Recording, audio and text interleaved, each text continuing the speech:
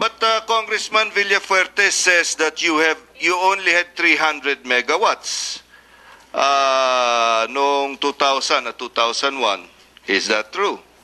Actually, inulit-ulit ho namin yan last time, no, na as of June 2000, handa na ho yung aming first 500 megawatts. And then in August of 2000, handa na ho yung full 1,000 megawatts.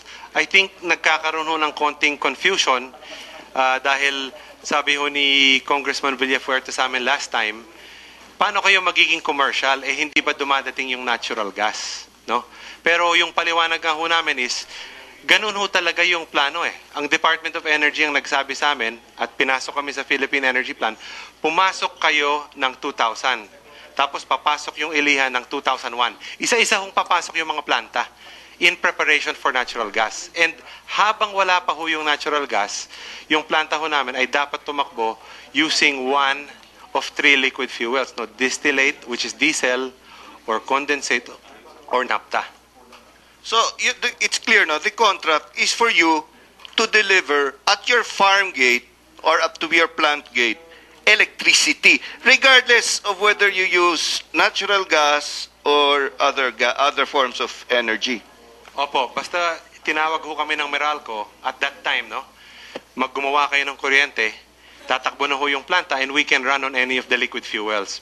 Pero the moment dumating ho yung natural gas, base ho dun sa accreditation ng Department of Energy, we are obligated to use the natural gas of Camago Malampaya. We have to. We do not have a choice. We have to shift to support the Philippine Natural Gas Project. Okay, we've clarified that you have capacity fees and that your obligation is to deliver electricity up to the farm gate. From the farm gate up to Meralco, the obligation is on Transco or at that time, Napocor. Okay, kung ready naman pala yung planta nyo, merong sufficient capacity, bakit nga naman hindi na i-deliver sa Meralco yung kuryente? Opo, lilinawin ko lang po no, na nung panahon na yon, in the year 2000, kulang ho yung kapasidad ng transmission lines. Kasi ho, may mga transmission line na dapat i-upgrade na na-delay ho ng humigit kumulang na 5 taon. So, gawa na ho yung planta, pero yung mismong transmission line na magdadala ng kuryente, hindi pa ho fully capable. Hindi pa ho tapos dahil medyo na-delay ho. Hindi, teka muna, sabi ng Napocor ni President Del Callar na wala naman daw firm transmission agreement. Actually, lininaw ko ho last time na merong 4 na kasunduan, no?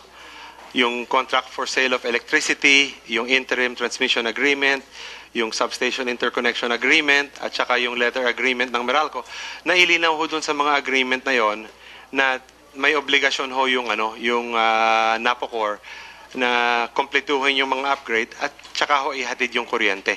Pero as far as first gas is concerned, ang obligasyon ho namin, which is to deliver up to the plant fence, no, was something that we complied with. That's why wala ho talaga yung tinutukoy na ghost delivery.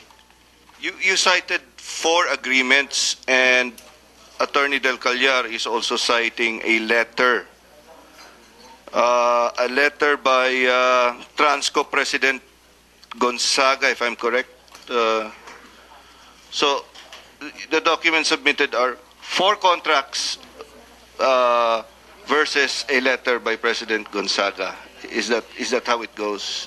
Opo, kasi actually hindi ho ako abogado, no, pero sa pagkakapaliwanag ho sa akin, yung bigat ho ng kontrata, no, yung kanyang value ay lagpas ho yan sa kahit anong internal or external memo ng isang kumpanya. Pag merong hong kontrata, doon ho nakasaad yung obligasyon ng mga pumirma sa kontrata, no? Hindi ko ho alam kung ano yung seniority ranking ho ng isang sulat laban sa 4 hong kasunduan. Okay, let's talk about these capacity fees. Lahat ba ng planta merong capacity fees? Papaliwanag lang para lahat ho nung planta ng IPP, kasama na rin ho yung, I think yung 43 IPP ng Napocor at its peak, no? Bawas na ho ngayon yung IPP kasi yung mga ibang kontrata ay tapos na. Pero lahat ho ng IPP ay ganyan ho yung setup. May capacity fee at may energy fee. So dalawa po, capacity fee at energy fee. Whether it be a private IPP, Meralco IPP, or a Napocor IPP. Opo, ang kaibahan lang ho niyan is sometimes yung Napocor ho, imbis na yung IPP ang bibili ng fuel, no? Ng coal or whatever, minsan Napocor ho yung nagsusupply. In which case, ang tawag ho dyan, energy conversion agreement, ang binabayad lang ho yung capacity fee, katumbas ho ng capacity fee. Okay. I think Congressman Ginguana still has the floor. Okay, tapos ka na? Hindi pa. Please Just complete on fresh carry gas. on so at least we can On fresh finish gas. right away. Basta on fresh gas. Yeah.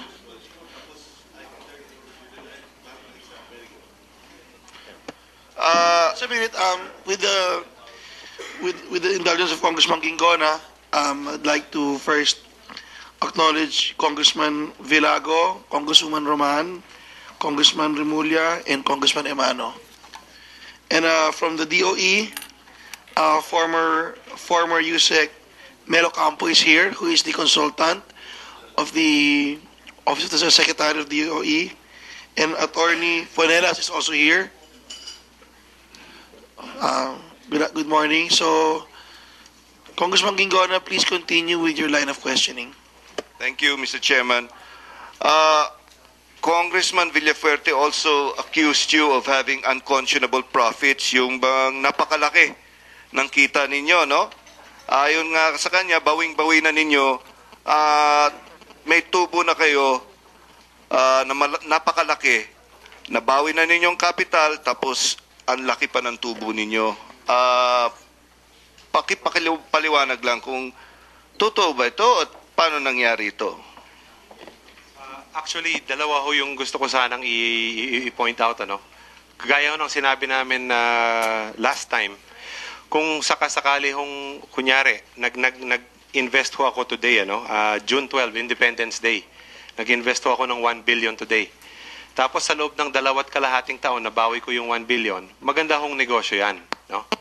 Pero kunyari, nagsaksak ho ako ng capital today, June 12, 2008, tapos hindi ho ako kumita hanggang 2016, medyo hindi ho maganda masyadong yung negosyo. Kasi may time horizon ho eh. Tapos sinabi ho ni Congressman Villafuerte last time na mahaba pa daw yung paliwanag. Pero alam ko naman ho na ano eh, as a very eminent investment banker, yung internal rate of return and the time horizon of the investment is something that's well understood, no?